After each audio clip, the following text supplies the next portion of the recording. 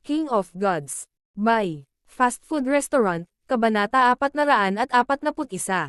Bumalik sa Azure Flower Continent. Ayon sa mga iniisip ni Zhao Feng, mas mabuti kung i-teleport siya ng Purple Saint Partial Spirit sa mas tumpak na lugar. Malamang na natapos na ang Sacred True Dragon Gathering at sasakit ang ulo ni Zhao Feng sa pagtatanong ng lahat. Pagkatapos ng lahat, ang pamana na pinasok niya ay hindi alam ni Zhao Feng kung paano ipapaliwanag kung saan nagpunta si Zhao Yufei dahil ito ay itinuturing na napakalaking sikreto. Ang lugar na gusto niyang puntahan ay hindi ang sinaunang arena o ang Canopy Great Country kundi ang kanyang bayan. Sa pag-iisip kung paano siya naglakbay patungo sa Canopy Great Country, ito ay dahil sa sitwasyon sa kanyang bayan. Bago siya umalis ang bagong clan master na Haiyun Master ng Broken Moon Clan ay nagpadala sa kanya ng mga mamamatay tao sa 13 bansa. Ngayon, tinansya ni Zhao Feng na hinog na ang oras at sapat na ang kanyang lakas upang bumalik sa lugar ng Cloud. Humihingi ka ng higit pa sa inaakala ko, ngunit mayroon akong Purple Saint Token dito na maihahambing sa pagmamarka ng dimensyon. Ngumiti ang Purple Saint Partial Spirit at iwinagayway ang kanyang kamay ng damapo sa kamay ni Zhao Feng ang umaalingaw-ngaw na Purple Token. Tinanggap ni Zhao Feng ang Purple Saint Token ng may pagtataka. Ang Purple Saint Token na ito ay may mahinang koneksyon sa Purple Saint Ruins at kung isang araw kailangan mong bumalik sa Purple Saint Ruins o kung kailangan ni Yufei ang iyong tulong, ang token na ito ay maaaring magbukas ng landas. Ipinaliwanag ng Purple Saint Partial Spirit. Nang marinig ito, nagulat si Zhao Feng at tuwang-tuwa. Nangangahulugan ito na nagkaroon siya ng isa pang pagkakataon na bumalik dito pagkatapos bumalik sa Azure Flower Continent. Ito ang huling Purple Saint Token at 3 beses lang magagamit. Gamitin ng may pag-iingat. Nagbabala ang Purple Saint Partial Spirit. Tumanggaw si Zhao Feng at nangakong paprotektahan ang Purple Saint Token. Mayroon din akong ilang mga item para sa iyo. Ang Purple Saint Partial Spirit ay muling nagtaas ng kamay at isang sinaunang metal na singsing, ang Jade Talisman ng isang dragon at isang itim na maliit na bola ay lumitaw sa hangin. Tumalon ang puso ni Zhao Feng. Sinabi sa kanya ng instinct na ang 3 bagay na ibinibigay sa kanya ng Purple Saint Partial Spirit ay hindi normal. Sa pag-iisip kung paano naging kontrolado ng Purple Saint Partial Spirit ang ruins na ito, paano magiging madali ang mga Reg Along ibibigay niya. Meow meow. Biglang sumulpat ang munting pas ang magnanakaw at tila tuwang-tuwa. Ang Jade Dragon Talisman na ito ay pinangalan ng Jade Dragon Protection at isa sa mga materyales nito ay isang bloodline ng sinaunang totoong dragon. Ito ay katulad ng Void God Protection ngunit mas kakaiba. Ito, maaaring umatake at magdepensa at maaaring gamitin ng 2 beses. Ipinakilala ang Purple Saint Partial Spirit. Nagningning ang mga mata ni Zhao Feng matapos itong marinig. Noon, nakita niya si Ye Yanyo na gumamit ng Void God Protection. Ang mapangwasak na kapangyarihang iyon ay nagdulot pa ng matinding pinsala sa Toiring Trio. Ang Void God Protection ay may 1/10 na lakas ng isang Void God Realm King at maaaring gamitin para sa parehong opensa at depensa. Kung gagamitin ng maayos, ang pag-atake mula sa Void God Protection ay maaaring pumatay ng isang Origin Core Realm Sovereign.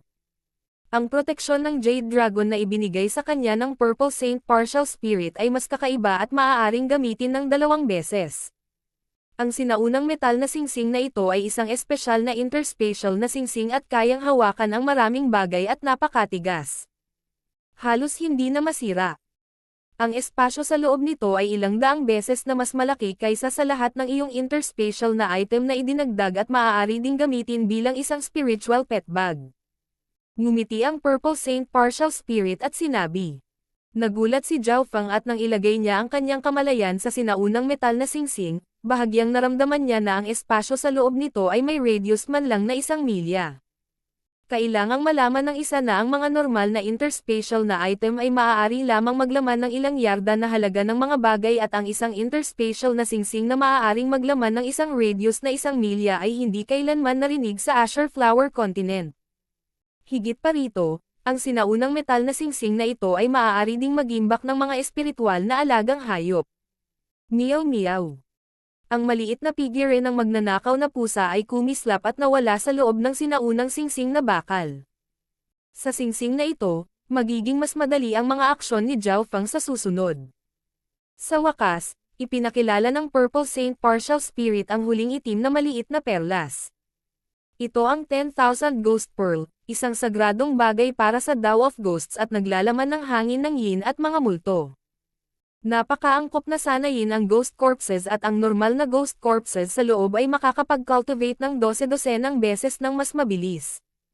Noon ay sinanay ng 10,000 Ghost Emperor ang libu-libong mga bangkay ng multo sa loob nito at tumawid sa ilang makapangyarihang 2-star na sekta. Pagkatapos kunin ang 10,000 Ghost Pearl, nalaman ni Zhao Feng na ang item na ito ay ilang rank na mas mataas kaysa sa Black Lotus na kinuha niya. Malinaw na nakita ng Purple Saint Partial Spirit na si Zhao Feng ay interesado sa pagpapalaki ng Ghost Corpses at kaya ibinigay itong 10,000 Ghost Pearl. Malaking tulong lahat kay Zhao Feng ang 10,000 Ghost Pearl, Jade Dragon Protection, at sinaunang metal na singsing. Naghanda si Zhao Feng matapos ilagay ang tatlong gamit. Yufei, magkikita tayo mamaya. Bago siya umalis, tumingin ng malalim si Zhao Feng kay Zhao Yufei. Bilang tagapagmana ng Purple Knight Saint Lord at ng Purple Saint na dimensyon, hindi maliit ang kanyang kinabukasan at ang pressure sa kanya. Ang Purple Saint Partial Spirit ay nagbigay kay Zhao Feng ng mga item na ito na umaasa na maaaring makatulong si Zhao Feng sa kanya lalo na bago siya ganap na lumaki. Sa totoo lang, kahit wala ang mga item na ito, makakatulong si Zhao Feng dahil sa kanilang relasyon. Sa susunod na sandali, bahagyang nanginig ang buong Purple Saint Ruins at tila na-distort ang espasyo. Si Zhao Feng ay nawala din sa dimensyon ng Purple Saint sa sandaling ito. Nawala ang kumikinang na purple na pinto. Yufei, kahit na ang taong ito ay walang bloodline ng 10,000 ancient races, ang kasaysayan ng kanyang kaliwang mata ay tiyak na konektado dito. Kung magagawa mong maging asawa niya, magkakaroon ng malaking benepisyo. Ang mga mata ng Purple Saint Partial Spirit ay puno ng mga ngiti. Si Zhao Yufei, na nakaupo sa lupa at pinipino ang kristal na susi, ay namula. Sa parehong oras sa walang limitasyong karagatan. Shua shua shua. Sunod-sunod na mga figure ang lumitaw sa hangin. Ang lahat ng mga figure na ito ay mga disipulo mula sa tatlong sekta. Ang ilan ay napuno ng pagkabigo, ang iba ay may kagalakan at ayaw. Ang tatlong hari sa Void God Realm ay nagyelo sa espasyo sa loob ng 1,000 milya at bawat henyo ay tinanong ng mga nakatataas na echelon ng tatlong sekta. Sa wakas, pinaalis din sina Yeyanyo at Zhuang Warner. Natapos na ang mana ng Purple Saint Ruins. Walang emosyong sabi ng Golden Skeleton. Weng.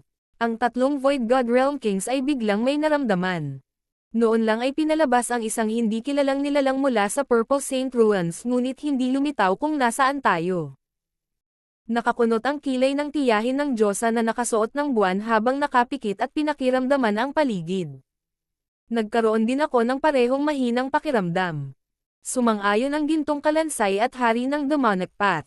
Sa pagkakataong pinaalis si Zhao Feng, naramdaman ng tatlong hari sa Void God Realm ang hindi pangkaraniwang kaguluhan sa kalawakan. Sino kaya ang pagkakaroon na ipinadala? Nagkaroon agad ng sagot ang tatlo. Ang tagapagmana ay maaaring hindi isama dahil ang tagapagmana ay nangangailangan ng mahabang panahon upang magmana ng mga guho at hindi makaalis. Ang mga disipulo ng tatlong sekta ay lahat ay may kanilang mga tanda ng mana at maaari ding hindi kasama. Higit pa rito, ang Purple Saint Partial Spirit ay gugugol ng maraming enerhiya sa pamamagitan lamang ng pagpapadala ng isang tao sa isang malayong lugar. Hindi ito gagawa ng ganito para sa mga alagad ng tatlong sekta. Ang sagot ay napakalinaw. Tanging si Zhao Feng na tumulong sa kanila ang makakatanggap ng ganitong pagtrato. Hindi ko na maramdaman. Sinubukan ng tiya na nakadamit ng buwan na kumonekta sa batang alakdan sa kanyang palad. Ang mga Void God Realm Kings ay may hindi kapani-paniwalang kakayahan at madaling na-control ang batang alakdan. Gayunpaman, dahil sa katotohanan na ang batang alakdan ay masyadong malayo kay Zhao Feng at mahina, hindi nito maramdaman si Zhao Feng. Mukhang ang lugar na pinanggalingan ni Zhao Feng ay hindi ang Tianluo Islands ngunit ang kapangyarihan ng Purple Saint Partial Spirit ay limitado at hindi siya makakapagpadala sa kanya ng masyadong malayo. Ang tiyahin ng Diyosa na nakasuot ng buwan ay may mga hula na. Sa ngayon, Ang kailangan niyang gawin ay matiyagang dagdagan ang lakas ng batang alakdan hanggang sa isang tiyak na punto kung saan matansya nito ang kinaroroonan ng may-ari nito. Matapos mawala sa dimensyon ng Purple Saint, ang batang Scorpion na ito ang tanging bakas na humahantong kay Zhao Fang. Sa isang lugar na malayo, sa hanay ng tiwangwang na kagubatan. Weng. Isang kumikinang na purple na pinto ang lumitaw nang wala sa oras at naging sanhi ng pagkagulo ng Heaven-Earth Yuan Qi. Sa pagkakataong ito, tila nagugnay ang kidlat at hangin. Bagamat ang kulay ube na pinto ay tila itinulak pabalik ng langit at lupa dito, pilit itong bumukas. Shua!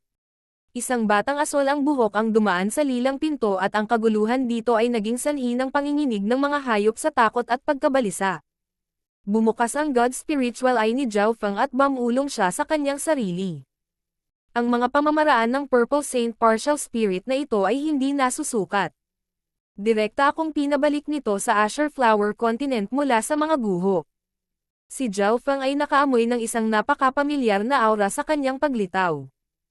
Ang aura ng Azure Flower Continent ay ibang-iba sa mga dimensyon ng Purple Saint at ang lugar kung saan naruroon si Zhao Fang ay napakalapit sa 13 bansa. Ang mga mata ni Zhao Fang ay kumislap at nahulaan na siya ay malamang na ipinadala sa isang maliit na sulok ng Cloud Area.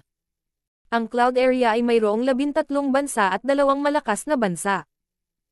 Bukod sa mga lungsod mismo, ang natitira ay tigang na lupain at kadalasang puno ng napakaraming nakamamatay na hayop.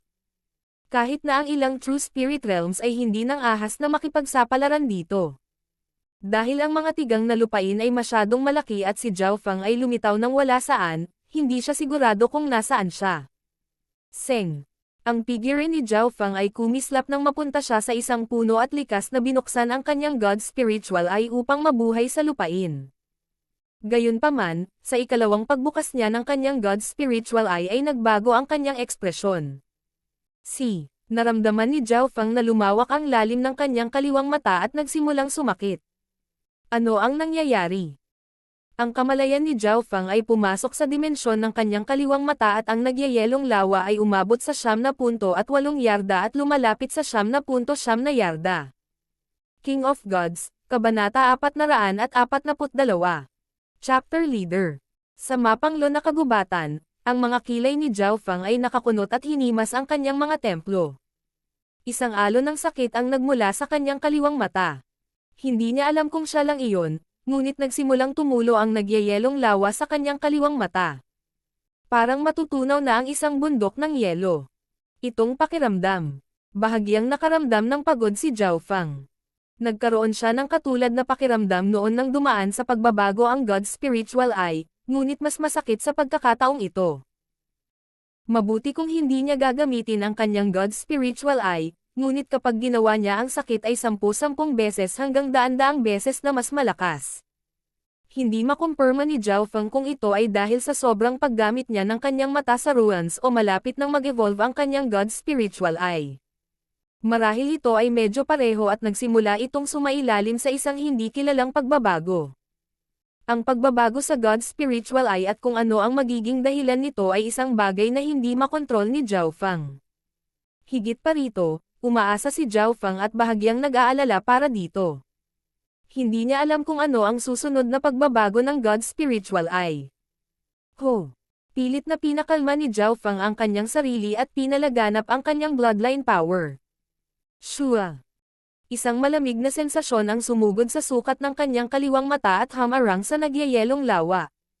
Sa sumunod na sandali, muling naging itim ang kaliwang iris ni Zhao Fang ngunit malabo. Sa loob ng dimensyon ng kanyang kaliwang mata, nawala ang lamig ng nagyayelong aura at napalitan ng makinis at matubig na pakiramdam. Ang elemento ng aking bloodline na kapangyarihan ay talagang direktang nauugnay sa God Spiritual Eye. Nalaman ni Zhao Fang na ang estado ng kanyang bloodline ay nasa pagitan ng yelo at tubig.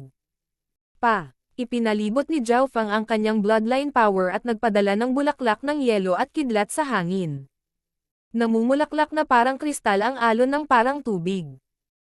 Ang pagbabago sa kapangyarihan ng palad ay hindi gaanong naiiba, ngunit nalaman ni Zhao Fang na ang kanyang kontrol at paggamit ng kanyang kapangyarihan sa linya ng dugo ay higit sa 2 beses na mas makinis kaysa dati.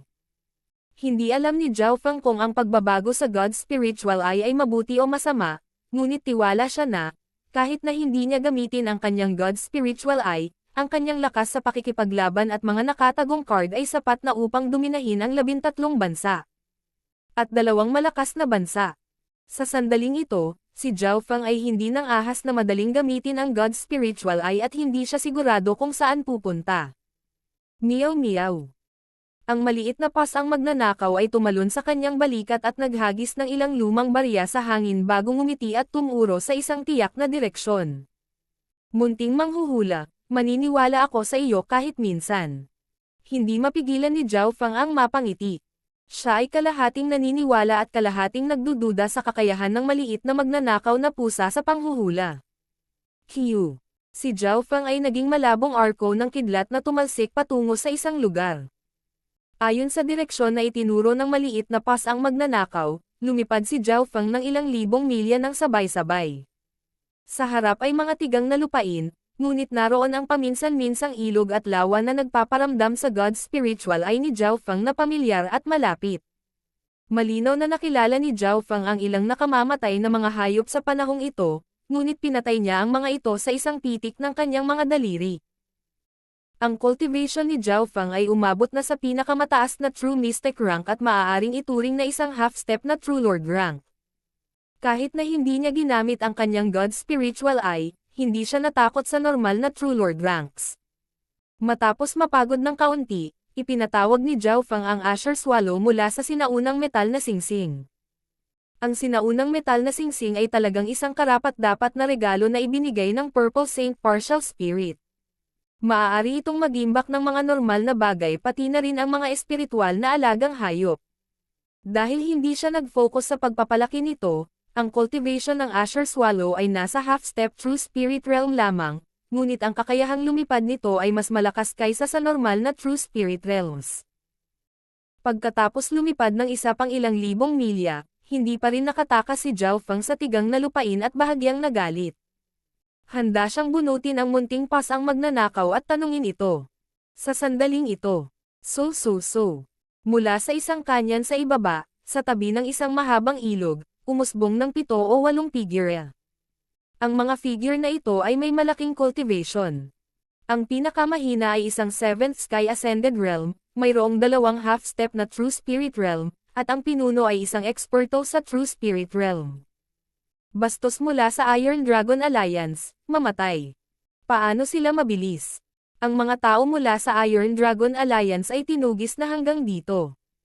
Ang mga figure na ito ay tila natagpuan na lamang si Zhao Feng at sinisingil ng pulang mata at layuning pumatay. Hindi man lang alam ni Zhao Feng kung ano ang nangyayari at inosenteng inaatake siya.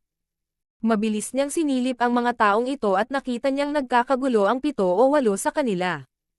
Halatang-halata na sila ay nakipaglaban sa isang labanan kamakailan. Ang pinuno ay isang elder na nakasuot ng kayumanggi na nasa True Spirit Realm at mas malakas kaysa kay Master Haiyun mula noon. Mag-ingat ang lahat. Bagamat napakabata ng taong ito, siya ay nasa True Spirit Realm. Hindi niya makita ang cultivation ni Zhao Feng, ngunit sigurado siya na ang huli ay nasa True Spirit Realm. Ilang laban lang ang nilalabanan nila at wala pa sa pinakamataas ang kanilang lakas. Ang iba pang 6 o 7 tao ay agad na naging maingat. Bagamat marami silang tao, magbabayad pa rin sila ng malaking halaga para masaktan o mapatay ang isang eksperto sa True Spirit Realm. Sa isang normal na sitwasyon, mawawala sa kanila ang higit sa kalahati ng kanilang mga tao upang manalo. Ang ekspresyon ni Zhao Feng mula sa pagtataka ay naging kagalakan at interes matapos mapalibutan ng 8 tao. May mga tao sa wakas. Nakahinga ng maluwag si Zhao Feng. Nang makitang masaya si Zhao Feng sa halip na mabigla pagkatapos mapaligiran, mas naging solemn na ang mukha ng matanda na nakasuot ng kayumanggi at nagmura siya sa kanyang puso. Bastos, ibigay mo ang iyong pangalan bago ka mamatay. Isang kalahating hakbang na True Spirit Realm na mayayamang nakadamit na kabataan ang sumigaw. Sa pagharap sa sitwasyong ito, likas na ginamit ni Zhao Feng ang kanyang mata ng puso para tanungin ang mga taong ito na may pinakamataas na kahusayan, ngunit ang sakit mula sa kanyang God's Spiritual Eye ay naging dahilan upang isuko niya ang pag-iisip na ito. Oo, hindi siya sanay sa mga araw na hindi ginagamit ang God's spiritual eye. Walang magawa si Zhao Feng, ngunit sa pag-iisip tungkol dito, isang ngiti ang lumitaw sa kanyang mukha. Noong nakaraan, mayroon siyang God's spiritual eye at ang mga kakayahan nito ay nagpahayag ng lahat sa kanyang harapan. Ang pakiramdam ng kontrol ay malakas ngunit ginawa ang proseso na mawala ang lasa nito. At ngayon, si Zhao Feng ay hindi nang ahas na madaling gamitin ang kanyang God's spiritual eye at maaaring maranasan ang buhay ng normal na tao.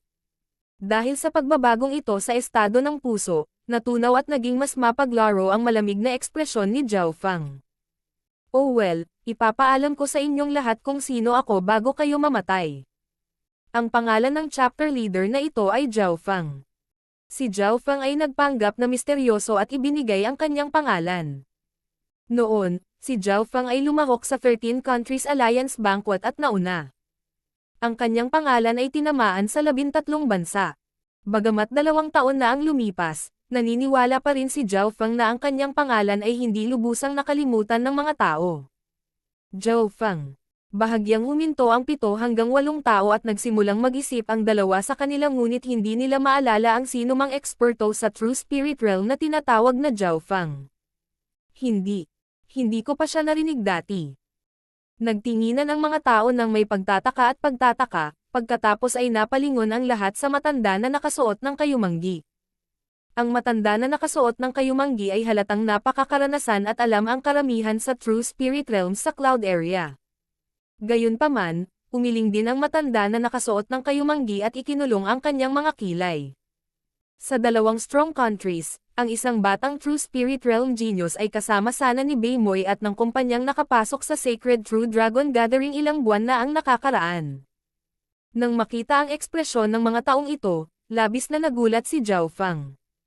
Noon, siya ay itinuturing na sikat sa 13 bansa, ngunit hindi alam ng mga taong ito ang kanyang pangalan. Nagulat ito sa kanya. Tanging ang mayayamang nakadamit na kabataan sa kalahating hakbang na True Spirit Realm ang bumulong-bulong sa kanyang sarili. Ang pangalang ito ay tila lumabas 2 taon na ang nakakaraan sa listahan ng mga wanted dead list. Bigla. Chapter Leader Zhao. Chapter Leader. Tumalon ang puso ng matanda na nakasuot ng kayumanggi habang nakatitig kay Zhao Feng ng may takot. Sa kabila ng Cloud Area, ang mga True Spirit Realm Cultivator ay nasa mataas na lugar at kadalasan lahat ay isang elder. Ang pamagat ng chapter leader ay parang isang mid-tier na pamagat, na imposible para sa Cloud Area.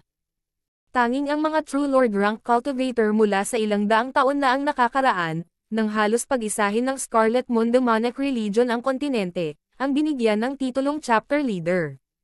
Lalo na sa nakalipas na ilang taon, ang spawn ng Scarlet Moon Demonic Religion ay nagsimulang muling mabuhay sa mga gilid ng kontinente. Ang Iron Dragon Alliance ay tila sinusuportahan ng Scarlet Moon Demonic Religion. Ito ay hindi isang lihim sa gitna ng itaas na antas ng Cloud Area. Maaaring ang taong ito ay ang matanda na nakasuot ng kayumanggi ay nagsimulang pawisan ng malamig habang siya ay natakot sa takot. Kung tama ang kanyang mga hula, kung gayon kahit na ilang beses na mas malakas ang kanyang partido, hindi pa rin ito sapat upang punan ang puwang sa mga ngipin ng kalaban. Ang sinuman sa mga chapter leader ng Scarlet Moon Demonic Religion ay sapat na upang mamuno sa isang panig. Noon, maaaring sirain ng anumang chapter ng Scarlet Moon Demonic Religion ang Cloud Area. Tama, ako si chapter leader Zhao. Casual na sabi ni Zhao Feng at hindi sumang-ayon. Siya ang chapter leader ng Iron Blood Religion at, mula sa reaksyon ng matanda na nakasuot ng kayumanggi, nahulaan niya. Hindi ito ang 13 countries, at kung ang lugar na ito ay hindi ang Iron Dragon Strong Country, ito ay ang Sky Rich Strong Country. Walang sino man mula sa 13 bansa ang hindi makakaalam ng pangalan ni Zhao Feng. Pagkatapos ng lahat, nanalo siya sa Alliance Banquet at nakakuha ng warrant mula kay Master Haiyun pagkatapos. Kaya, ang lugar ba na ito ay ang Sky Rich Strong Country o ang Iron Dragon Strong Country? Masyado ang tingin sa akin ng Iron Dragon Alliance para magpadala ng isang eksperto na katulad mo para patayin kami. Nakahinga ng maluwag ang nakabrown na matanda at bumungad sa kanyang mukha ang kawalan ng kakayahan. Ang aura ni Zhao Feng ay hindi maarok at tila bumabalot sa mundo. hindi makita ng matanda na nakasuot ng kayumanggi. Nang marinig ng kalaban na tawagin ang kanyang sarili na chapter leader, ang naka-brown na matanda 50 hanggang 60% sigurado kung sino siya. Third Highness, mabilis na tumakas at makipagkita kay Old Su at Princess Jin. Ipaubaya mo siya sa matandang ito. Sumigaw ang nakatatandang nakasuot ng kayumanggi nang magsimulang mag-alab ang kanyang True Spirit Chi. Sa sandaling iyon, ang radius na 20 hanggang 30 yarda ay natatakpan ng dilaw na ilaw at durog patungo kay Zhao Fang. Nagulat si Zhao Fang nang bahagyang bumigat ang kanyang katawan. Para pigilan si Zhao Fang, sinunog ng elder na nakasuot ng kayumanggi ang kanyang True Spirit Chi para bigyan ng pagkakataon si Third Highness at ang iba pa para makatakas. Elder Jiang, ikaw. Ang mayayamang nakadamit na kabataan, o Third Highness, ay may pula at naluluhang mga mata habang siya ay umatras kasama ang 6 pang tao. Bago siya umatras, binigyan niya ng matalim na tingin ang asol na buhok na binata. Sino siya para mawalan ng pag-asa ang makapangyarihang Elder Jiang? Stone Dragon 4th Domain. Ang naka-brown na si Elder Jiang ay umungal habang sinusunog niya ang kanyang True Spirit Chi at itinulak ang ilang palad ng mga dilaw na dragon na bato na bumalot sa figure ni Zhao Fang. King of Gods, Kabanata 443. Iron Dragon Alliance. Stone Dragon 4th Domain. Ginamit ng naka-brown na si Elder Jiang ang kanyang pamatay na hakbang at ang mahinang dagandong ng isang dragon ay tila umalangaw-ngaw sa buong kalawakan. Ang makinang naningning ng dilaw ay agad na nagliliwanag sa lahat sa loob ng 12-dosenang yarda. Ang mga dragon na bato, sunod-sunod, ay durog patungo kay Zhao Fang at lumikha ng nakamamatay na pagkawasak habang sila ay paikot-ikot. Ang mapangwasak na kapangyarihan ay nagpang-inag sa True Force ng Third Highness at ng mga kasama. Ang True Spirit Realms ay talagang karapat-dapat na tingnan. Ang kanilang mga pamamaraan ay nagpasindek sa iba.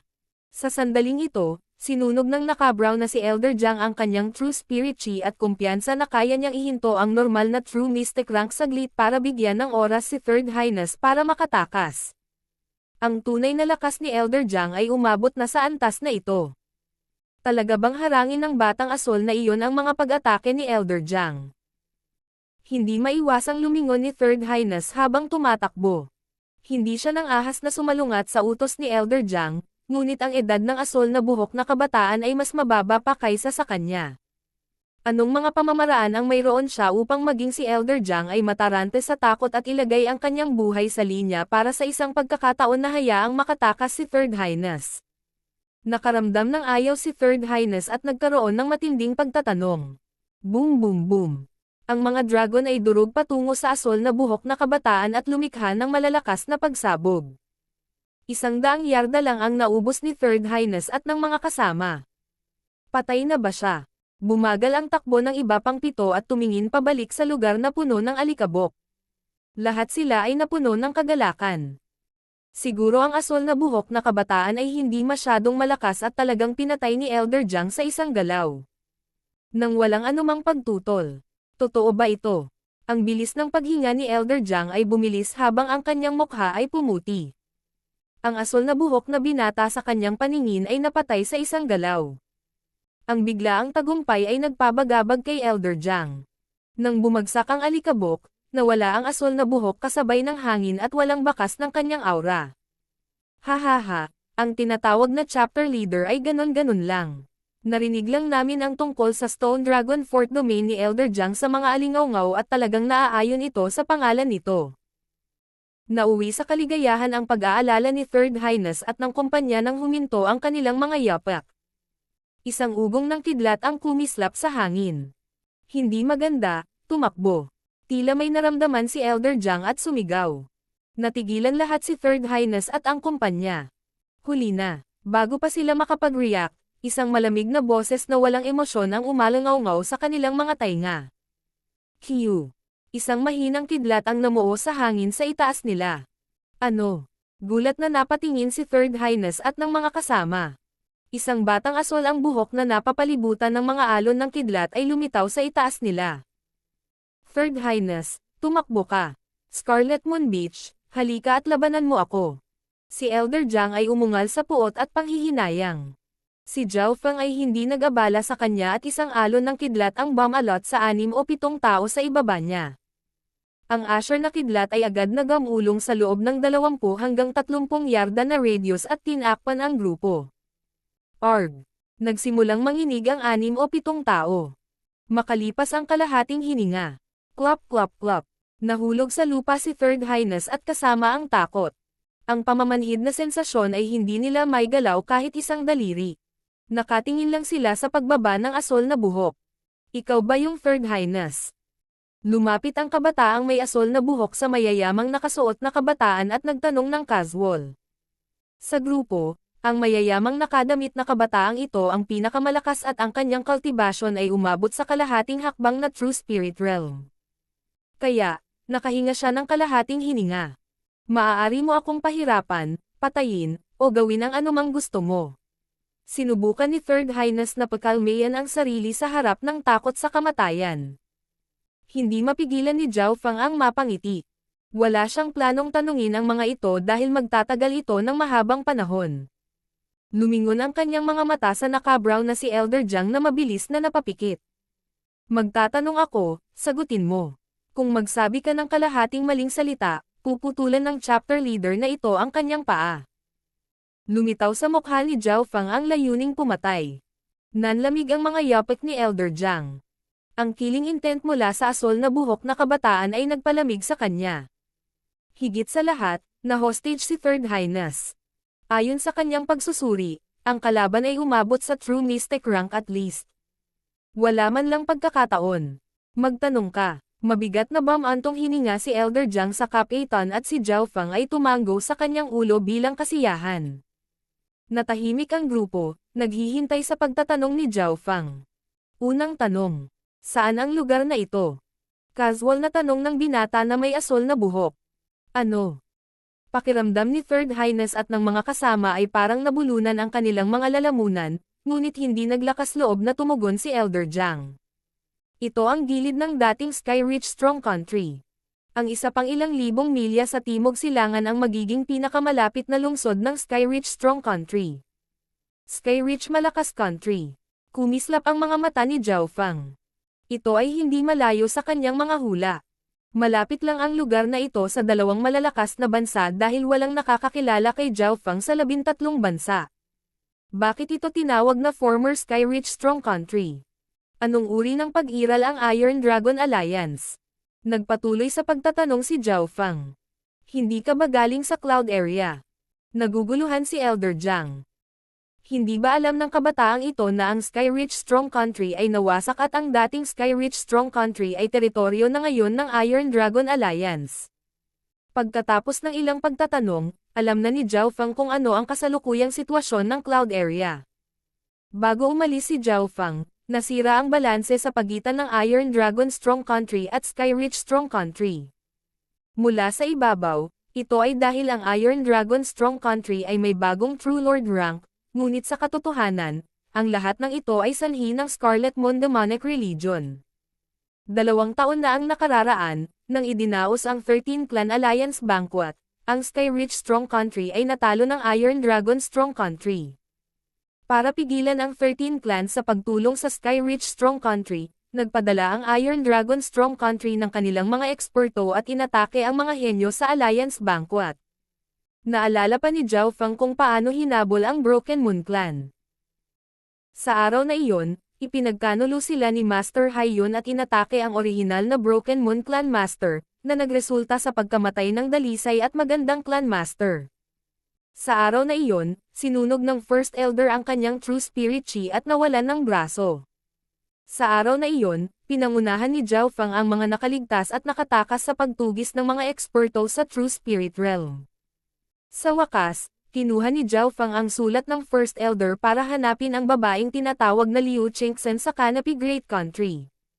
Bago siya umalis, si Zhao Feng ay pinaghahanap ni Master Haiyun sa 13 bansa.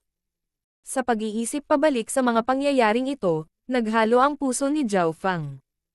Kung wala ang sitwasyon noon, walang kasalukuyang siya.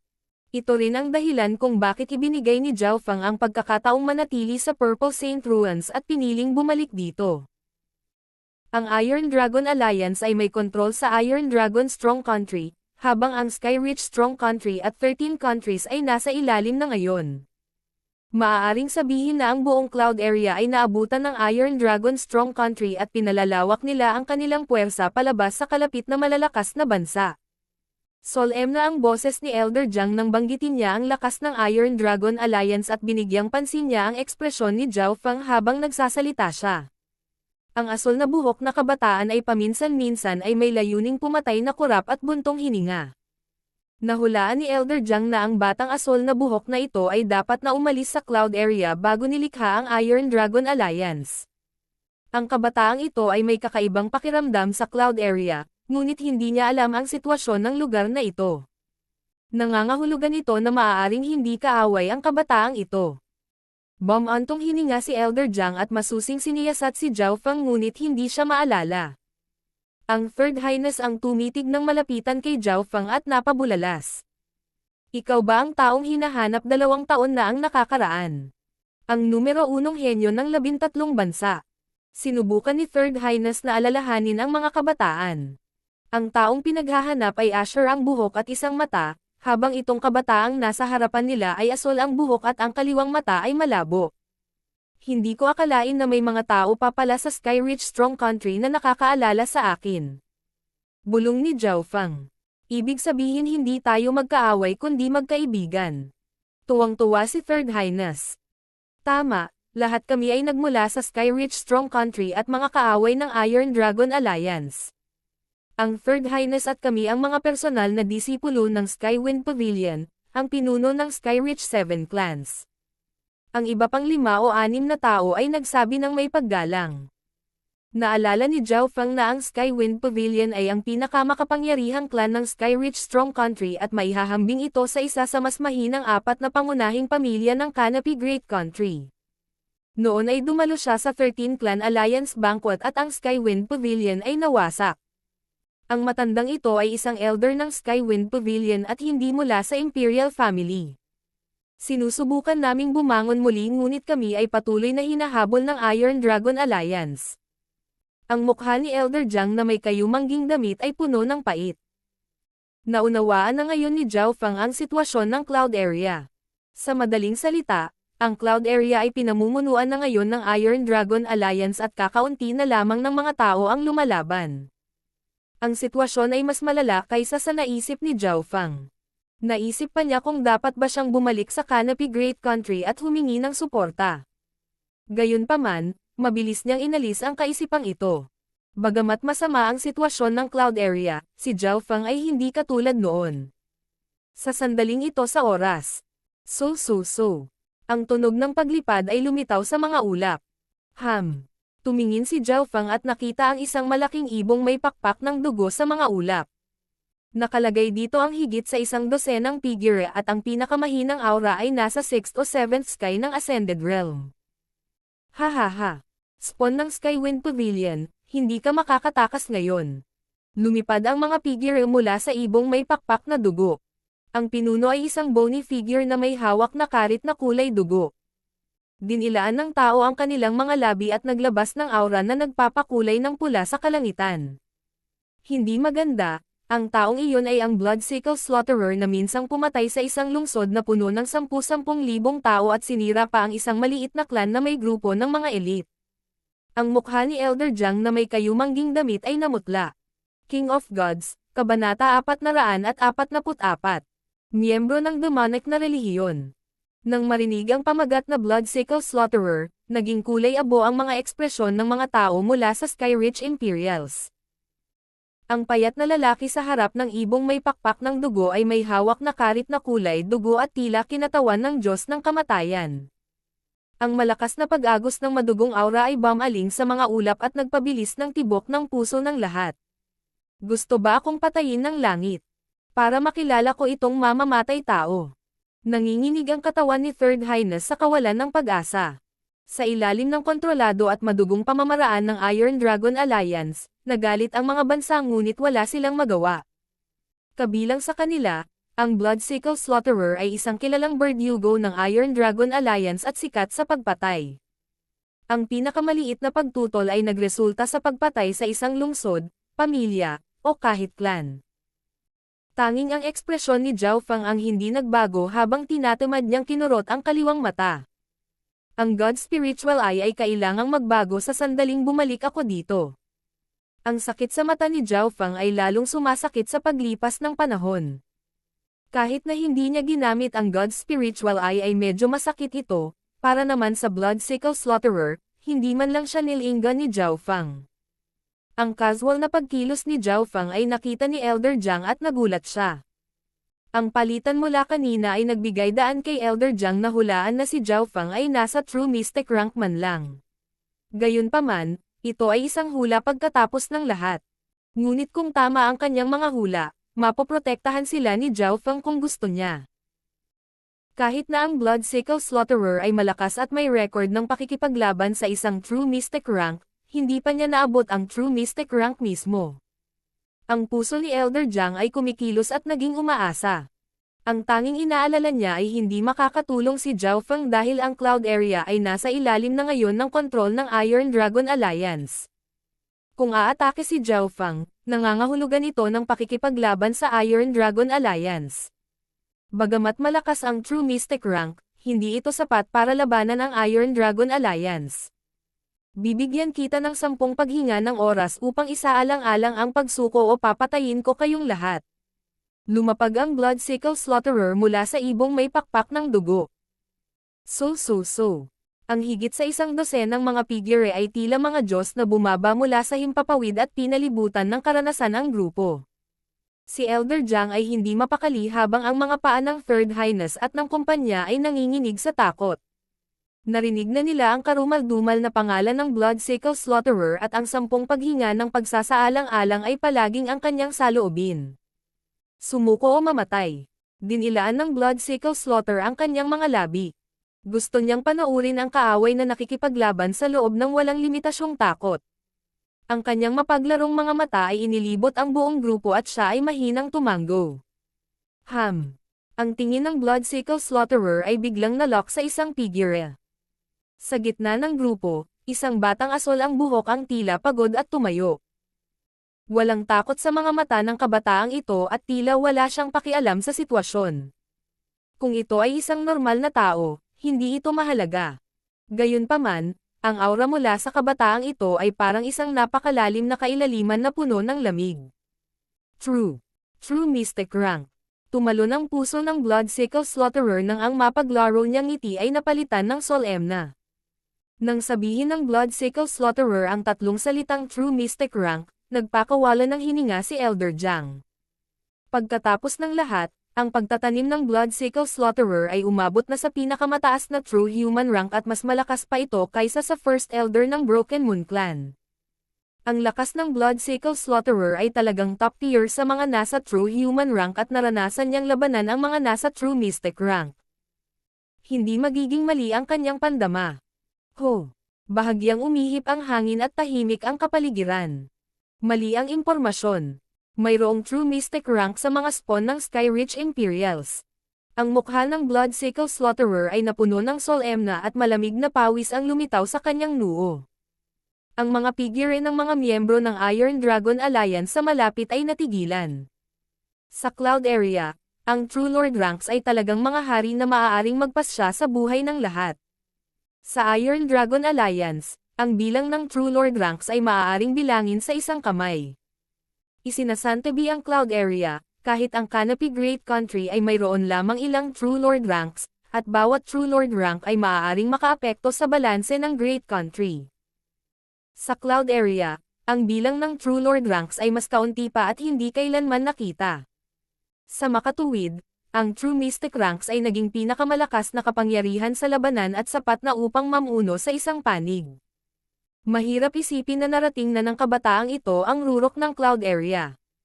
Maaari ko bang tanungin ang iyong pangalan at kung bakit mo tinutulungan ang Skyreach Imperials? Ang Bloodsickle Slaughterer ay nakaranas ng magaspang na alon at hindi nagtagal ay huminahon. Kumikislap ang kanyang mga mata habang nakatitig sa binata na asol ang buhok. Tinansya niya na ang kabataang ito ay naabot na ang True Mystic rank hindi pa lang, na nangangahulugan na maaari niya itong harangan. Siyempre, kailangan niyang siyasatin si Zhao Fang bago iyon. Pagod na itinaas ni Zhao Fang ang kanyang ulo, at walang ekspresyong sinabi. Bibigyan kita ng 10 paghinga upang isaalang-alang ang pagsuko o papatayin ko kayong lahat. Inulit sa kanya ang sinabi ng Bloodsickle Slaughterer. Ikaw, gusto mo bang maging kaaway ng Iron Dragon Alliance? Pangit ang ekspresyon ng Bloodsickle Slaughterer. Kung hindi dahil sa katotohanan na ang cultivation ng kalaban ay nasa True Mystic rank, dahil sa ugali ng Bloodsickle Slaughterer, pinahirapan na sana niya ang kalaban hanggang sa kamatayan. Gayunpaman, wala siyang kumpiyansa na talunin ang isang True Mystic rank, lalo na kasama si Elder Jiang sa gilid. 10. Siyam. Ang boses ni Zhao Fang ay nagpakibot sa puso ng Bloodsickle Slaughterer at ng mga kasama. Si Elder Jiang, Third Highness, at kasamahan ay labis na natuwa. Sino ang mag-aakala na ang sitwasyon ay 180 degrees? Ilang sandali lang ang nakalipas, pinipili na nila ang pagsuko at kamatayan. Sa sumunod na sandali, casual na binaliktad ito ni Zhao Fang. Higit pa rito, ang invisible aura ni Zhao Fang ay napakalakas. Sa lohikal na pagsasalita, ang Bloodsickle Slaughterer ay hindi dapat masindak sa isang kabataang nakarating lang sa True Mystic rank dahil napaka-experience na niya, ngunit kahit papaano, ang kaluluwa ng Bloodsickle Slaughterer ay nakaramdam ng pagkabalisa. Kahit na ang True Mystic ranks na pamilyar sa kanya ay hindi nagbigay sa kanya ng ganoong pressure. Ang kumpiyansa dahil sa lakas at antas ng enerhiya sa pag-iisip ay nagpaangat ng tingin sa kanya. Ito ay katulad ng isang noble. Maaaring hindi sila mas malakas, ngunit bawat aksyon at galaw ay naglalaman ng kapangyarihan. Nagbigay si Zhao Fang ng isang pakiramdam na katulad nito. Bumalik sa Purple Saint Ruins, ang True Mystic rank henyo na namatay dahil sa kanya ay may bilang na ilang dosina at karamihan sa kanila ay nasa pinakamataas na True Mystic rank. Kahit na ang ilan sa mga mahihinang True Lord ranks ay hindi niya katugma. 8. 7. 6. Sa mga mata ni Zhao Fang, ang Bloodsickle Slaughterer ay parang langgam at ipinakita ang kanyang ugali. Umatras ka. Ang Bloodsickle Slaughterer ay biglang gumawa ng desisyon sa instinct. Una, ang kalaban ay may 2 True Spirit Realm Cultivator at isa sa kanila ay True Mystic rank. Nangangahulugan ang pakikipaglaban sa ulo na ang kanyang pagkakataong manalo ay mas mababa sa 30%. Pangalawa, ang asol na buhok na kabataan ay nagbigay sa kanya ng labis na hindi mapakali na pakiramdam at, bilang isang mamamatay tao, ang kanyang pakiramdam para sa kamatayan ay isang bagay na hindi maihahambing sa mga normal na tao. Umatras. Sa utos ng Bloodsickle Slaughterer, agad na nag-react ang mga miyembro ng Iron Dragon Alliance. Kung gayon maaari kang mamatay. Sumili ang lamig sa mukha ni Zhao Fang. Ring of Lightning. Itinaas niya ang kanyang kamay at marahang tinapik ang hangin. Ang mga arko ng kidlat ay tumama sa isang radius na 12-dosenang yarda. Q. Ang mga arko ng kidlat ay parang mga buhay na ahas na umiwas sa paligid ng Third Highness at kasama nito bago kumagat sa mga miyembro ng Iron Dragon Alliance. Arg. Sunod-sunod na iyak. Klop klop. Ang kalapit na mahigit 100 miyembro ng Iron Dragon Alliance ay naging mga pinaso na katawan. Sa isang hininga lang, lahat maliban sa Bloodsickle Slaughterer ay namatay. Isang galaw. Bumilis ang tibok ng puso ng Bloodsickle Slaughterer at kapansin-pansing nagbago ang kanyang ekspresyon. Si Elder Jiang, Third Highness, at kasamahan ay na-freeze at hindi nang ahas na kumilos sa harap ng nakakatakot na aura ng kidlat na iyon. Noong una ay inakala nila na ang hakbang ni Zhao Fang ay lalamunan din sila, ngunit ang pag-atake ni Zhao Fang ay pumatay lamang sa kalaban. Ang ganitong kontrol ay isang bagay na maaari lamang tingnan ni Elder Jiang. Ang Bloodsickle Slaughterer ay nagsimulang matanto na si Zhao Fang ay malamang na hindi isang normal na True Mystic rank. Tumakbo. Ang Bloodsickle Slaughterer ay nagkaroon lamang ng ganitong kaisipan. Ang lakas ni Zhao Fang ay mas nakakatakot kaysa sa kanyang inaakala, at ang pagkakataong manalo ay mas mababa sa 30%. Naroon din si Elder Jiang. Q. Sinunog ng Bloodsickle Slaughterer ang kanyang True Spirit Chi at naging kulay dugo na apoy na tumakbo sa malayo. Walang nakakaalam kung anong pamamaraan ang ginamit ng Bloodsickle Slaughterer para itaas ang kanyang bilis sa True Mystic rank. Ang kakayahan ng Bloodsickle Slaughterer na ito ay katulad ng Summon Demon Palace. Gumagalaw ang puso ni Zhao Feng habang pinagmamasdan niya ang kulay dugong apoy na pumutok.